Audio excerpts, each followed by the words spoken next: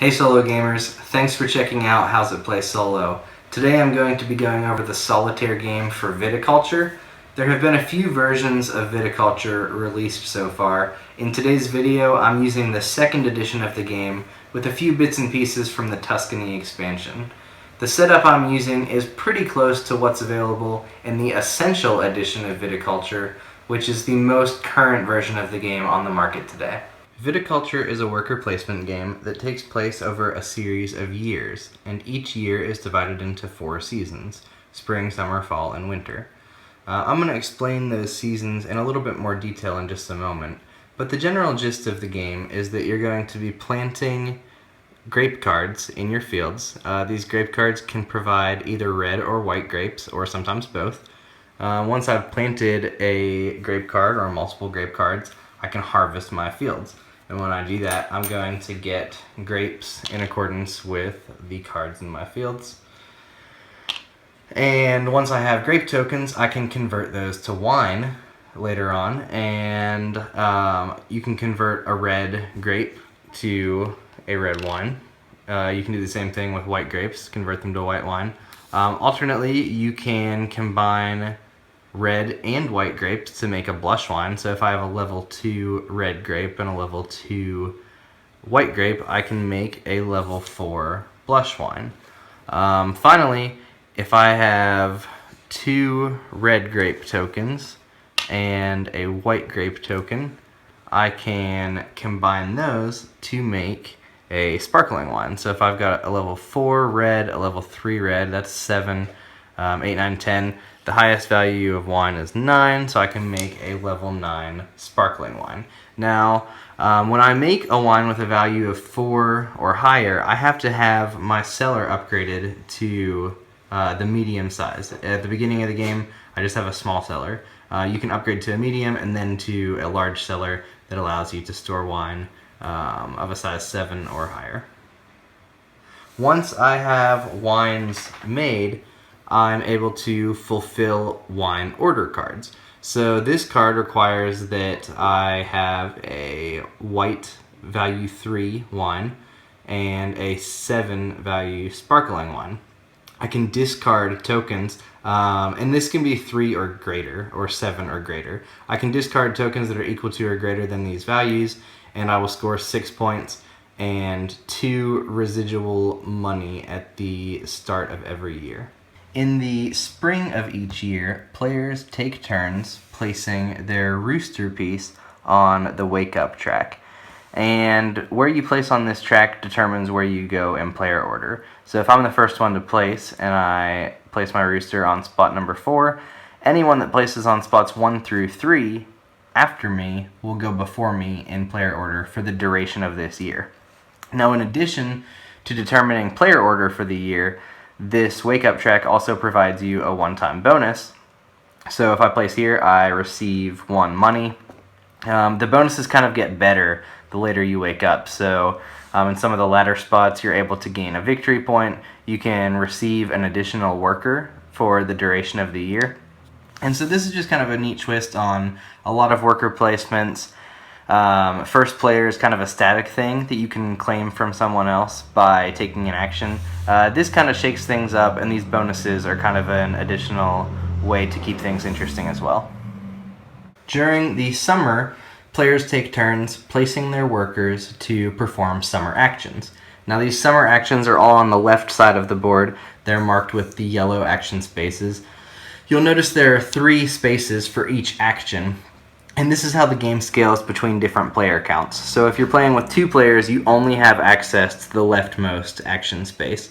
If you're playing with 3 or 4, you can use the middle action space, and then if you're playing with 5 or 6, you can use all 3.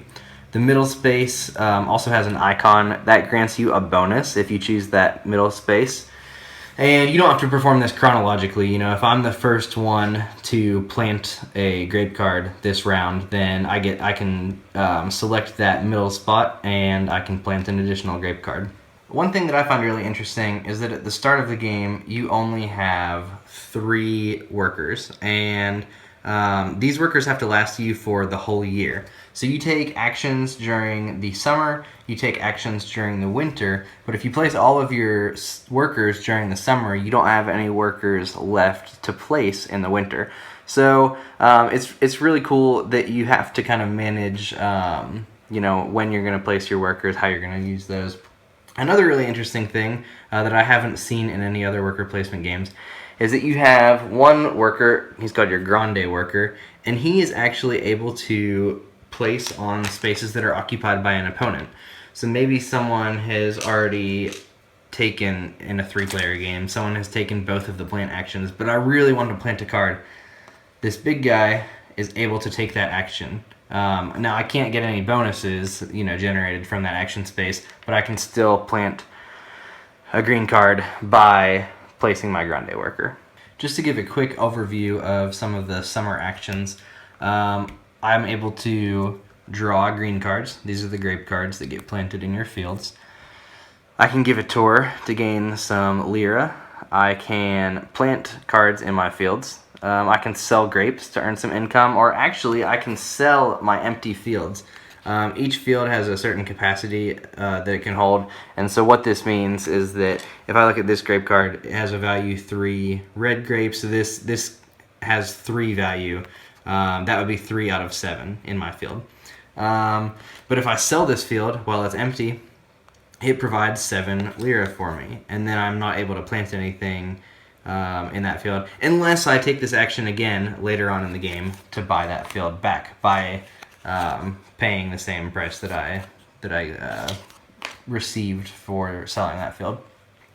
You can build structures, and some structures are prerequisites for grape cards. You've got 2 different structures that can be prerequisites on the grape cards in your fields. Also, I mentioned earlier that you can upgrade your cellar. And then there's some buildings that just provide benefits to you, like there is a yoke structure, that a yoke building that if you have this built, you have a private action where you can harvest your fields. If you have the windmill, every time you plant a green card, you gain a victory point. And so there's just some cool building abilities there. And finally, I can play yellow cards. These are summer visitors, and a lot of times these let you do things that you can normally do, but just kind of like an enhanced version of them. So instead of taking an action to build a structure, I could take an action to play this card, which lets me build a structure at a cheaper cost, or it lets me plant 2 green cards at a time, when normally I can only plant 1. Or I can lose a victory point to do both of those things. So these cards are really important. They're really powerful. They just kind of enhance the things you're already able to do and let you do them more efficiently. During the fall, every player has the choice of drawing either 1 yellow card or 1 blue card.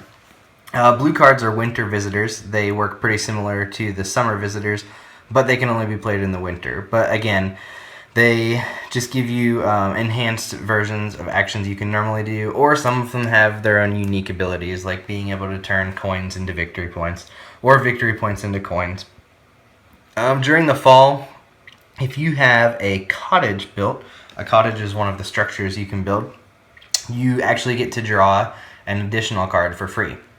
So building the cottage just kind of gives you free card draw every time you enter the fall season. During the winter, players again take turns placing their workers and performing winter actions. During the winter, I can draw purple cards. These are the wine order cards that you can fill to gain points and earn residual income.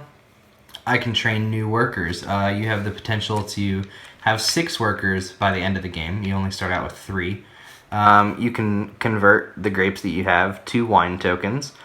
You can fulfill these cards. So if I fill this card by discarding a level 4 blush, then I gain 2 victory points, and I move up 1 on the residual income track.